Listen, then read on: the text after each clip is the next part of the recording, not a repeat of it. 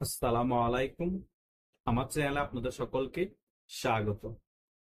এই এনসিপির নেতা মলম হাসনাত ঔদ্ধত্যপূর্ণ বক্তব্য দিয়েই যাচ্ছে।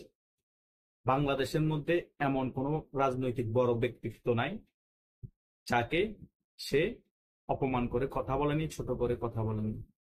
সাবেক প্রধানমন্ত্রী খালেদা জিয়া বলেন, সাবেক প্রধানমন্ত্রী শেখ হাসিনা বলেন, এবং তারেক জিয়ার কথা বলেন, সজীব ওয়াজেদ জয় বলেন, এবং এর পরবর্তী সারির যত নেতা আছে সকলকে অপমান করে তিনি অনেক বক্তব্য দিয়েছেন।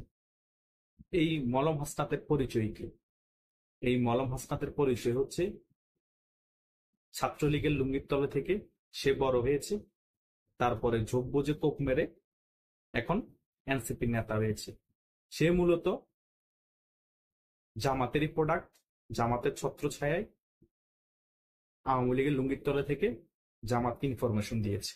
আর এই এনসিপি যে সংগঠনটা আছে তারা হচ্ছে জামাতের প্রক্সি সংগঠন।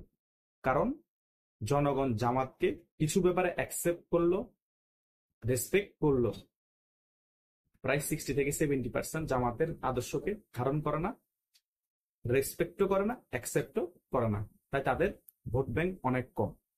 এখন তারা প্রক্সি সংগঠন এনসিপি খুলে এদেরকে দিয়ে যদি কিছু জনপ্রিয়তা অর্জন করাতে পারে, এনসিপি কে কিছু ভোট যদি নতুন করে কালেক্ট করাতে পারে 5 থেকে 10%, তাহলে জামাতের আগে 8-9% বা 5% এখন নতুন করে 5% যুক্ত করলো, আবার সংগঠনে নতুন নতুন ছেলেদেরকে ইন করাতে পারলো। আর এই প্ল্যানিংটাকে সাকসেস করানোর জন্য এই নাহিদ ইসলাম, মলম হাসনাত, সার্ভিস আলম, মাহফুজ আলম, আসিফ মাহমুদ এরা কাজ করে যাচ্ছে। আর এই মলম হাসনাত এক বক্তব্যে বলেছে জয় বাংলা এবং ধানমন্ডি 32 নিয়ে মায়া কান্না আর না করলেও হবে। আমার কথা হচ্ছে, জয় বাংলা স্লোগান কোনো আওয়ামী লীগের স্লোগান না। জয় বাংলা স্লোগান এই বাংলাদেশের অপমানজনক স্লোগান। এই জয় বাংলা স্লোগানকে বাংলাদেশের এখনো 90 থেকে 95% মানুষ ধারণ করে। তোমাদের মতো টোকাই মলম হাসনাতরা ধারণ না করতে পারে, কারণ তোমরা পাকিস্তানি মতাদর্শ ধারণ করো। তোমাদের খবর নিয়ে দেখা গেলে তোমাদের পূর্বপুরুষ কেউ না কেউ রাজাকার ছিল। এটাই হচ্ছে বাস্তবতা। ধানমন্ডি 32 কি তোমার মতো টোকাইরা বুঝবে না, কিন্তু পৃথিবীর বিখ্যাত বড় বড় নেতারাই জানেন ধানমন্ডি 32 কি ছিল, কি আছে, কি থাকবে ভবিষ্যৎ। কিউবার বিপ্লবী নেতা ফিদেল ক্যাস্ট্রো এমনি এমনি বলেনি যে আমি বঙ্গবন্ধুকে দেখিনি, আমি হিমালয় পর্বত দেখেছি। বঙ্গবন্ধুর ব্যক্তিত্ব ছিল হিমালয় পর্বতের।